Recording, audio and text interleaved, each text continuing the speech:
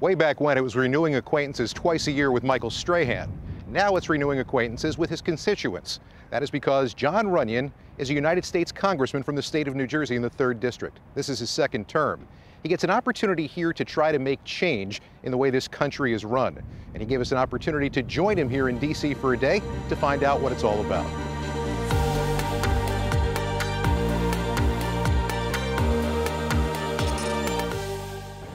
What was it that you didn't know about yourself that you learned from being here every day? That's a really difficult question. I'm sorry. What I didn't know about myself. You always worry about things like this changing you. You worry about the NFL changing you. And I've always vowed not to let that kind of thing happen. And I've seen people, and you always hear the stories about people letting Washington change them. You know, and I've done a very good job about it. And it was, you know, I think when you look at it at the end of the day, it's your leadership style. And if that can carry over into something like this, I think it does very well. I run a very relaxed office. People don't call me Congressman, they call me John. My mother named me John, not Congressman. You know, and a lot of offices aren't run like that. And to be able to take that just kind of, you know, they're colleagues, you work with them. You're not their superior, you're one of them. You can't do your job without their help. So to be able to see that come to fruition and be successful at it, I think was one of the scarier parts of doing this. Okay, you walk in every day though, and that's there. And not everybody looks at things the same way that you do. So I got to imagine there's some protocol things that you had to adjust to. There probably are other congressmen that don't want to be called John, that want to be called Congressman. Yeah, and I mean, there's a lot of ego involved in this place, unfortunately, a lot of times. So it's kind of my humble roots and who I am, and you don't see a lot of it around here. I think also is like, I don't know everything, and I'm honest with people. If you don't know the answer, don't make something up. Say, let me look into it because I'm not really sure. And a lot of people have a problem doing that because they want to pretend they do. You know, but at the same time, you know, you walk through the Capitol building and you look at the history of this country and the great people that have served this country. It's very humbling to go in and see the statues and the paintings and the history, and to think about the people that sat in the same seat that you're sitting in. You know, it's an honor. Thank you, Madam Speaker. And I rise this morning to speak in favor of S-47, the Senate version of the Violence Against Women Act. I want to thank Speaker Boehner and Leader Cantor for their leadership in bringing this important bill to the floor. The bottom line is, VAWA programs help save lives in New Jersey and across America. We need to expand the current success of VAWA so that we can get even more women, help even more women escape the nightmare of domestic violence. While we are long overdue in passing this bill, I'm glad we are here today, and I urge my colleagues to support S-47. I kind of get the feel that when you come in for the first time, I think everybody thinks of, you know, Jimmy Stewart and walking in for the first time as a freshman walking into Washington. Did you have any of that first time around? I think the biggest thing is figuring out where you're at, figuring out what the process is, what the daily routine is, and really figuring out the personalities, who you can talk what issue with, where not to go with certain people, and it is that. It's feeling people out and knowing who do you want to surround yourself with. I just would drop this off with you. I'm an offensive lineman, so I kept the wording simple. Thank you very much. It's the most intelligent position on the field. It's kind of a bigger and more significant and more important NFL locker room. Finding out who, what, how, why, the people that you're around, the people that you're with, what you're trying to accomplish. Does your background help you in that? I think I carry a lot of that stuff over. It's figuring out, you know what your strengths and weaknesses are, so you have to put someone next to you that can cover up for your weakness. And that's really what it is. It's about being on a team. The problem here is a lot of times, I mean, being in the NFL locker room, you know who your teammates are and they're usually going to stand with you. The problem around here is you take a lot of friendly fire.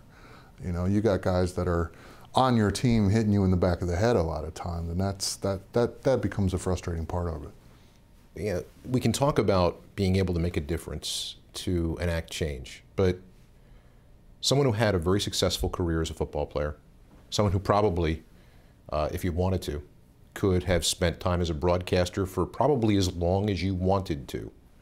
Michael Strahan's running around with Kelly Ripa every day and seems to be having a pretty good time. Mm-hmm. You're here fighting the good fight. Why? It was an opportunity that it couldn't say no to. Obviously, when you sit there and look at it, it's not about me. It's not about the other members here. It's about what we're leaving the next generation. And I think most people would be frustrated, especially when you look at the mountain of debt we're saddling the next generation with. They're like, is it even feasible to tackle that kind of stuff? And we're going to continue to add to it? That's really what got me involved. What am I leaving my children? And I can truly say, people of my generation, you know, the country my father and my grandfather left me, they left it better for each generation. This might be the first time that it's on the downside. And do you want to have that label? And it was an opportunity for me to really step up and say, no, I mean, this isn't, and I always look at this isn't a career. You know, this is public service. You're not supposed to be here forever, and that's part of the problem here. There's people that are comfortable and always trying to protect their job, instead of doing what is right. I always look at this. You can have a great team on paper, and you can talk about it all you want to in the media, which is a lot of what the people do here. Or you can go out and win games and make the hard decisions that people are going to argue with, but in the long term, they're going to change the direction of this country and leave it a better place. Well, this is going to last me till, I want to say 6 o'clock tonight, so I got 6 hours to go. Probably won't make it, but if I wait that long, I won't be functioning. You got to have enough coffee in you to sustain the energy level for the day. Doesn't look like there's any seats here. Eagles Unscripted is brought to you by Sports Authority, official sporting goods retailer of the Philadelphia Eagles, NovaCare Rehabilitation, the power of physical therapy, and by Thomas Jefferson University Hospitals, the official hospital of the Philadelphia Eagles. Thank you, Mr. Speaker. I rise in support today of this rule. If you look next to me, you'll see damage from Seaside Heights, New Jersey, in my district. My constituents in Seaside have suffered for well over 2 months in trying to clean up the mess that was left behind by Hurricane Sandy. In the past, taxpayers in New Jersey, New York, and Connecticut have gladly stepped up to foot the bill for the disasters of other states, whether it was Florida, Louisiana, Mississippi, Texas. We didn't ask questions. We just stopped and delivered aid to those in need.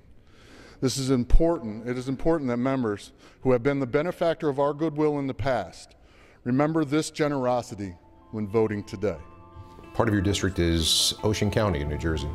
Last year, the hurricane brought about incredible devastation to the state of New Jersey, to the shoreline, really straight on through the entire of the state. How big an issue was that for you to be able to help those people and to fight through any kind of resistance that there was in order to make sure that the funds were there to do it? Well, it was a huge battle, and frankly, you know, everybody kind of saw the whole kind of package fall apart right at the end of the year, and it was actually thrown on the New Jersey and New York delegation to shepherd that bill through, and which is somewhat odd because usually you have leadership, you know, obviously the Speaker, Leader Cantor, and the Whip Kevin McCarthy helping you through that process, and they handed it over and said, it's yours, run with it. Because you had a mass confusion between the Senate version, which had a lot of bad, you know, spending, earmarks, and all that kind of stuff in it, compared to actually what came from the White House, which was a very clean bill, and we were trying to replace that with what came from the White House, and it was a huge challenge, and we knew we had to get it done. But we also have frustrating things where you have people that represent coastal communities that aren't on board with doing this kind of stuff, and you know they're going to be in this situation again, and trying to convince them. I mean, ultimately, I can tell you when we tallied up the votes, which our jargon around here is our whip count, we knew exactly how many we had, and we actually ended up getting another one to get the bill passed. On this vote, the yeas are 241 and the nays are 180. The bill is passed. It sounds like a very idealistic way of approaching things, thinking that change can be enacted when the world continues to tell us that as Washington is structured right now, it can't happen. Do you have those days where you walk out of here, you walk out of this office, you go back to home and say, you know what, I'm not sure I can get this done? You do, but it's also to the point where you fall back on where I came from, and being in a team sport, you need a lot of people to do it. I can go out on the football field, much like I can here, and have a really good day, personally. Whether it was on the field, I graded out very well, but the team lost. Where here, I went out and I helped a couple of veterans with their benefits, got somebody's Social Security stuff straightened out, and 4 or 5 people thanked me for getting some other things rolling for them. Personally, that's satisfying, but at the end of the day, you go home and you click on the TV and it's like, there's a bunch of bums in Washington, D.C. It's frustrating to sit here and see how these people talk issues, analyze issues, do all that kind of stuff. A lot of times it doesn't make a lot of sense, and that's really why I got involved, was because of where's the common sense in this whole process? And there's not a lot of it here, and that was my hope, is try to bring some of that to Washington. When we start talking about some of the issues that you're talking about here, has that resistance been tough to work its way through? Oh, I mean, change is always hard. And the problem is you have to get to a point in the swing of the pendulum to where it's the wheels are falling off before people want to change. And that's what you really want to try to avoid. I always say this whole process, you go back to school, the bell-shaped curve. You have the extremes on either end that's all you hear about on television, that's all you read about in the paper. But where's that 70, 80% in the middle that all the good stuff is happening and we're moving things forward? That is the frustration of it. And being able to go back home and communicate that with the constituency is a huge part of the job here. The unfortunate part, there's not a lot of people that are willing to take the time to go home and explain themselves, which I think is another thing why I got involved in the broadcasting aspect back home. It was, dealing with Angelo Cataldi of all people and going and explaining, he's calling me out about Michael Strahan, and go and sit there and explain the process and what happened in the game to him, and all of a sudden the light comes on, and there again, there's that carryover. And I will tell you this, I goes, truthfully, at the end of the day, and this is why you guys are here, to pressure each and every one of your own individual members of Congress, because that's how the ears perk up and like, oh, my constituents are mad at me. And then that turns their ear onto me and saying, because to say, you really need to think about this and how we're going to move this forward and make it work. I always say this, fear is a hell of a motivator. You scare them with those thoughts personally, they tend to wake up a little bit. This portion of Eagles Unscripted was brought to you by Sports Authority, official sporting goods retailer of the Philadelphia Eagles.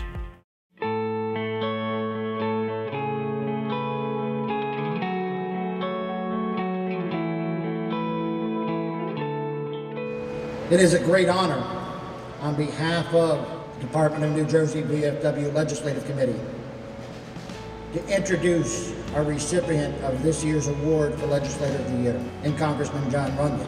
As a freshman, he was appointed the chairman of the House Veteran Affairs Committee on Disability Assistance and Memorial Affairs. Congressman Runyan's first piece of legislation would permit a cost of living increase to veteran disability benefits. On November 27, 2012, President Barack Obama signed into law Congressman Jon Runyan's bipartisan Veteran Cost of Living Adjustment COLA bill.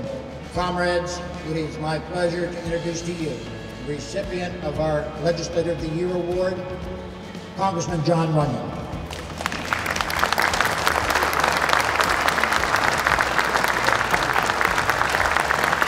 Thank you. Thank you for this award, and most importantly, thank each and every one of you for your service. It is truly an honor to serve you and do anything and everything I can through exactly what we were talking about, developing relationships and communicating with people. I'm not going to stand up here and talk at you all day, because I would say this, I'm more of a doer than a talker. I take that from my past career in the football field. You can have a great team on paper and talk about it all week long, but if you don't put up the W on Sunday, it's all worthless. So with that, I can tell you I'm going to go out, put all my reps during the weekend, champion everything I can for our veterans to make sure that we're doing everything we promised you when you guys took that oath.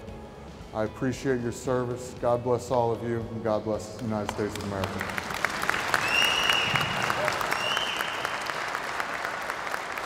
Go back to the bowels of the vet. Could you have ever, while you were walking out there, playing out there, have envisioned you wearing the suit, walking up the steps of the Capitol building? Would that ever have come into your mind back then? Well, first of all, I hate wearing suits. So, you know, I would say no, but I've always said that also.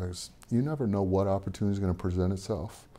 And I've always taken the thing as, you know, don't burn any bridges, because you never know. You know, you never know. You know, someday you meet some fan on the street. You never know someday that fan's dad may be offering you a job 6 years from now. But his kid comes back to him and said, "No, that guy was a jerk to me on the street." That's kind of the mentality you have to take, and I think it's paid off thus far, and I still try to hold to that today. Do you keep an eye on anything that's going on in terms of the local football team? Do you get an opportunity to do that? Do you get an opportunity to watch an Eagles game, or for that matter, a Michigan game here or there? I do, and matter of fact, I almost have to, because I would say I get more football questions than political questions. Usually, even if somebody has a political question, it's usually led with a football question, so you do have to do it. And obviously, professional sports is a little harder now with, you know, my son playing high school football and having aspirations to play college football. So you're in that world. You're kind of hitting the reset button and starting over, and, you know, living that dream through him a little bit. So it is a little bit more difficult, but, you know, it's part of the process, and I enjoy it. I mean, having 3 kids involved in athletics like that, and, you know, grilling them on the schoolwork, because athletics is great, but at some time, like we all know, it's not going to be there for you. Knock somebody's head off today. Whoa. Took him off his feet. He landed on the back of his head. I was just laughing. That's good stuff. What do you miss about football? Besides the paycheck? You know, it's the competition on the field was awesome on Sundays, but the next thing I think about is, what do the next 5 days feel like? That's what I don't miss about it. I love competing like that. That's competition. People telling me I can't accomplish something. You know, that happens here on a daily basis. So, but to be able to enter those fights and being able to champion things, you know, I've done it with fishing regulation. I've done it with veterans legislation around here. You know, do it with the military stuff, that kind of stuff. The things that are yours and they're in your hands. It's a lot of fun, and it gets those juices flowing. Thank you so much for taking the time. Thank you. This portion of Eagles Unscripted was brought to you by Thomas Jefferson University Hospitals, the official hospital of the Philadelphia Eagles. The 6th annual Eagles Blood Drive will take place December 28th at Lincoln Financial Field. Every donor will receive a special Eagles gift and a chance to win a pair of tickets to the 2014 home opener. Make your appointment today. Eagles Unscripted is brought to you by Sports Authority, official sporting goods retailer of the Philadelphia Eagles, NovaCare Rehabilitation, the power of physical therapy, and by Thomas Jefferson University Hospitals, the official hospital of the Philadelphia Eagles. Hi, everybody. I'll keep the time short because we just got votes called, so. Oh, okay. Yeah. Really short, yeah. I'm on the clock. You see that camera right there? That's Eagles Television Network.